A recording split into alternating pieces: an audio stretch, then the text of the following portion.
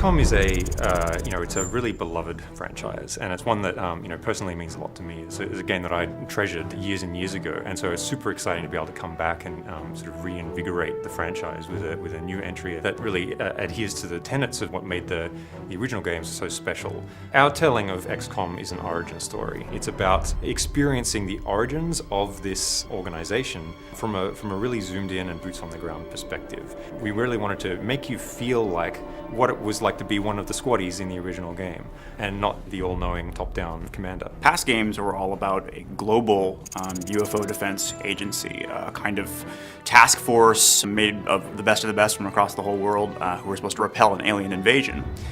In XCOM, our game, which is its own kind of new origin story that follows its own timeline, XCOM begins as a United States federal task force built out of intelligence officers from the CIA and DIA. Their job is to repel an invasion from within the country. They're being infiltrated and they know it. We've taken a lot of the mythos that had been previously established and sort of reimagined it or re-engineered it, like sort of the very small, humble roots of the organization before it became this globe-spanning, globally funded anti-alien defense force. We wanted the aliens in XCOM to be unique and be compelling and surprising. Portray them not as your archetypical nasty, snarling monster alien, but by sort of looking to a very technology-based aesthetic. One of their primary goals in being here is actually to terraform our world, to transform it into something that's for them. At first, you see small little signs, like small little bits of cancer sort of starting to grow and form and grow in our world.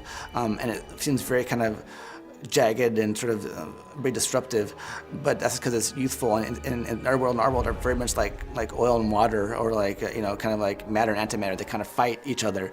But eventually what you see throughout the game is eventually their world kind of wins and starts to grow and become more this cubic, perfect kind of pristine version of their own home world. A lot of the places that you're going to go are kind of half and half. They're what was a pristine and vibrant American community, which has now been, or is in the process of being actively terraformed by alien technology.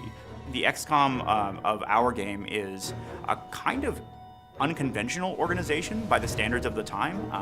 It has an idiosyncratic thinker that put it together, and is specifically looking for people who are compensating for some kind of disadvantage. So you'll find a lot of the core cast are not necessarily what people think of as an invincible G-man. They have a different background, or they come from a politically more sensitive sort of demographic.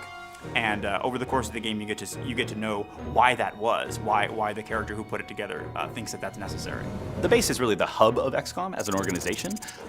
It changes and evolves over the course of the game. It's someplace that you return to after every single mission, and it serves as both a sort of story and social space for you to have conversations with other characters, learn more about the world of XCOM, see how other people are reacting to the war as it progresses, and really immerse yourself in the world of 1962.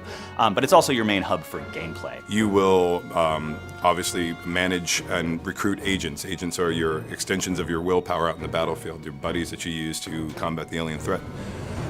You'll be upgrading their powers, leveling them up. It's very sort of RPG-esque. The research area, for example, is where the scientific staff live. You're able to engage in the research economy through spending Illyrium on various designs.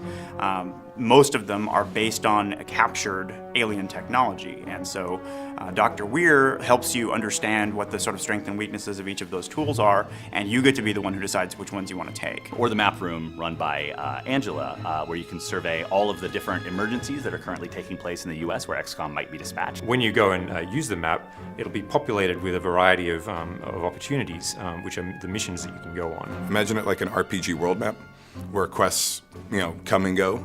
There's primary quests and secondary quests. There are backbone missions that drive the plot forward, and there are dozens of other kind of strategic opportunities that pop up.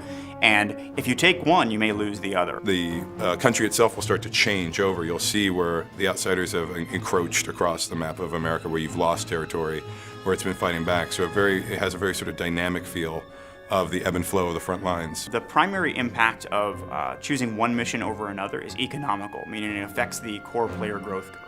You can decide to invest in this piece of research and not that, or this agent power and this agent upgrade, and let another one atrophy. As a result, individual players can kind of customize the sort of array of options they've got in the field based on those choices, the choices inside the base. There's also like little mini quests in the base. There's sort of like side quests that go on. So you'll interact with the different characters, learn more about their stories. The central characters of the game, you can go and talk to them, and you'll have dialogue options, and you'll be able to basically mine out as much of the story as you want by engaging in these conversations. XCOM is a story about some real people, some people with flaws and conflicts, and they're thrown into this situation against essentially overwhelming enemy that it's difficult to tell if they can even be defeated. And only by assembling the brightest minds, the smartest people that the world has to offer, are you even going to have a hope of defeating this enemy.